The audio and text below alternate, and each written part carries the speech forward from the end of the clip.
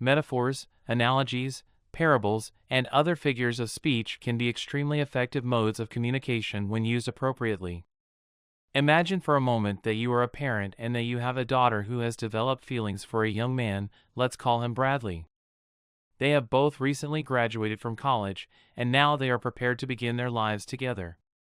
When you first meet this young man, you are impressed by him. They are both close to turning 30 years old.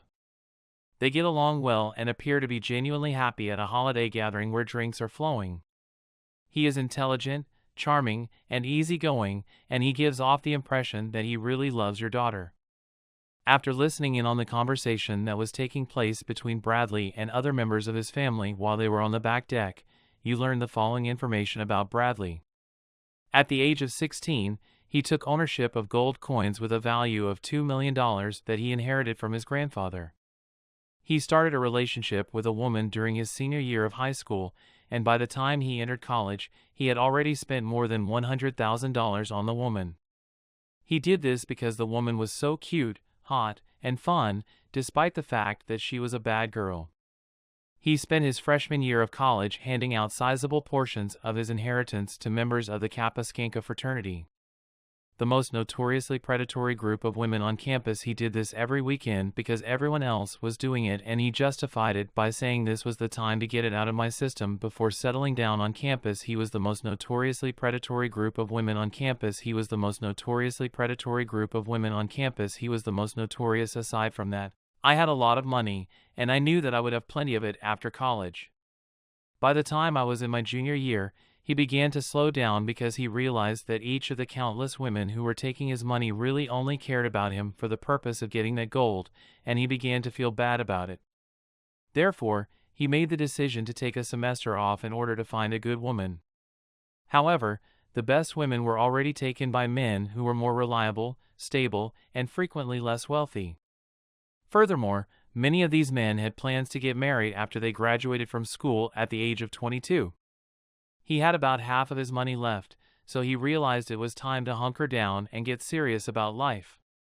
Because of his penchant for partying in college, he had a low grade point average and was unable to recall a significant amount of what he had learned. In the years leading up to him meeting your daughter, he had a difficult time competing for jobs, and as a result, he cycled through a number of different jobs before landing a position as an assistant in a dental office. He met many young women through Tinder, which he used as his primary dating app, and he kept meeting the same kind of predatory women who were only after him for his money. He met these women over and over again. Because of this, he began to feel terrible, and despite this, he began to lose faith in women. The fact that he was using a hookup app for dating and that he was the one who decided who to date in the middle of the party is what made her uncomfortable. You decide to check this guy's name while you're in the restroom, so you take your phone with you and open a browser window on it. You can find a lot of pictures of him getting tattoos as a form of spiritual expression, going out drinking, smoking, and experimenting with different kinds of drugs. You also find out that Bradley has 2 children with 2 different women, which is how he lost the majority of his inheritance. You learn this information when you investigate further. Despite the fact that the law did not force him to give away that money and that he did so willingly, these 2 baby mamas are pursuing him for child support payments. Despite the fact that he works a part-time job in order to reduce the amount of money he has to pay in child support, he speaks highly of his children. After the party, when everyone else has left and it is just you and your daughter, you sit her down and ask her how seriously she is interested in this guy. They are still just friends, and they still hang out together. Sometimes he speaks ill of women in general, but not these 2 in particular. After the party, when everyone has left, he may sometimes speak ill of women. You ask her if she is aware of Bradley's history and the photos, and she confirms that she is.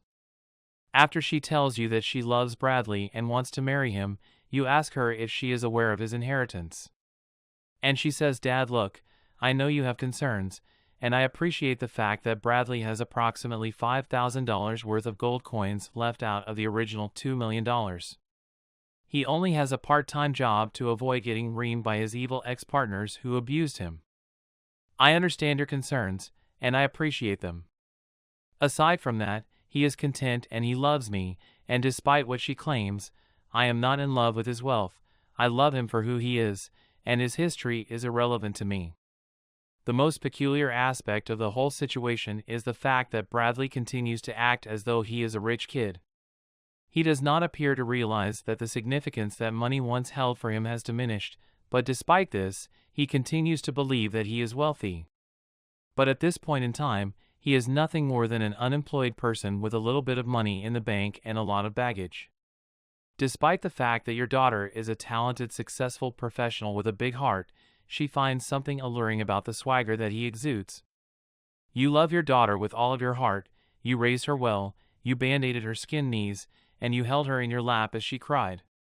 She has compassion for Brad and wants to help him because she was ignored by that boy when she was in middle school, which broke her heart. You changed her diaper an innumerable number of times, bottle-fed her, and stayed up with her when she was sick. You paid for every gymnastics class she took. You attended every softball game. You attended every recital. You attended every award ceremony. You assisted her in her academic pursuits and contributed to the funding of her college education. You put everything you had into this beautiful little human being, and now she has the whole world at her feet. She is an intelligent, kind, and beautiful woman who is a rare find in today's world. At this point, Bradley is your daughter's one true love in life. I hope you can see where I'm going with this, but just in case you can't, Bradley is the female equivalent of Carol. The women we see so frequently in this situation are endowed with a wealth of beauty and sexual power, but rather than investing it in attracting and keeping a good man, they spend it on themselves. They throw away their most valuable natural inheritance on naive men and players, but they continue to do so anyway. In a similar manner, Bradley was extremely fortunate to have been born into wealth.